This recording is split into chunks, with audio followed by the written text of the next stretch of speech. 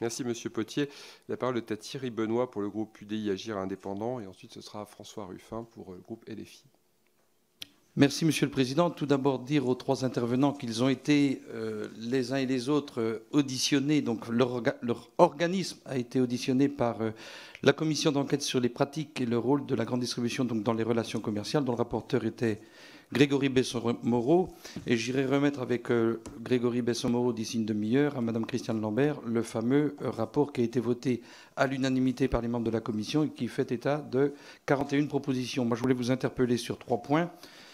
Le premier point, c'est la question de la guerre des prix, parce que lors de cette commission d'enquête, à l'unanimité, il a été révélé que la France était quand même un cas d'école en termes de guerre des prix qui a été stimulée depuis une dizaine d'années, notamment par la loi de modernisation de l'économie, qui a, d'une certaine façon, eh bien, encouragé cette compétition et cette guerre des prix, et qui a contribué à contenir les prix à la consommation, on va dire, plutôt bas. Ça, c'était plutôt favorable pour le consommateur. C'est le premier point.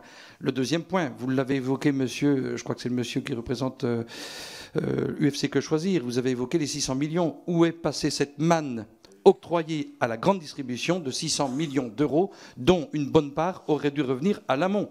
C'est une vraie question.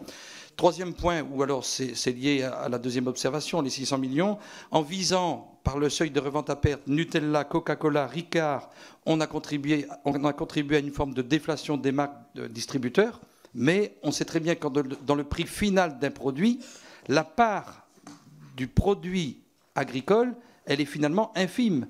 Parce que dans une denrée alimentaire, il y a bien sûr du produit agricole, il y a de la logistique, il y a du marketing. Et on voit bien qu'en une vingtaine d'années, la valeur ajoutée, elle s'est progressivement déplacée de l'amont, c'est-à-dire la qualité de la production agricole, vers l'aval, les distributeurs et tout ce qui tourne autour du marketing. Donc il y a là un sujet. Et enfin, la dernière question, oui, c'est la création de valeur. Comment faire de propositions innovantes pour que la création de valeur nouvelle soit mise en avant et profite à l'amont, c'est-à-dire aux agriculteurs. Merci, notamment les prix mondiaux. Où sont les 600 millions d'euros? Je pense qu'on a pu répondre à cette question. Oui, tout à fait. Bon, apparemment... Bon, la question, c'est effectivement, apparemment, ils sont plutôt du côté de la distribution, d'après ce que nous dit l'industrie agroalimentaire en tout cas. Création de valeur, comment y arriver? La création de valeur, ça c'est une vraie question. Et nous avons des propositions aux côtés de la Confédération paysanne. Nous considérons qu'il est effectivement important, d'une part, de relever le revenu agricole, parallèlement en assurant une montée en gamme, mais ça pourra se faire uniquement dans le cadre d'une négociation tripartite.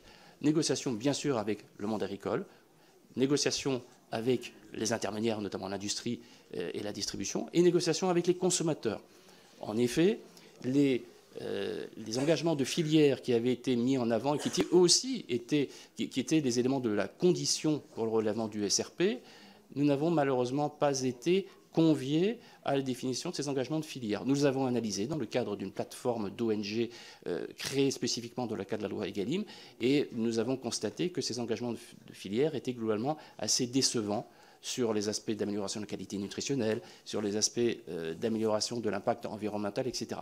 Donc, je pense que là, il y a eu un rendez-vous qui a été manqué, ce qui ne veut pas dire que nous ne souhaitons pas participer, bien au contraire, nous souhaitons pouvoir participer à cette montée en gamme.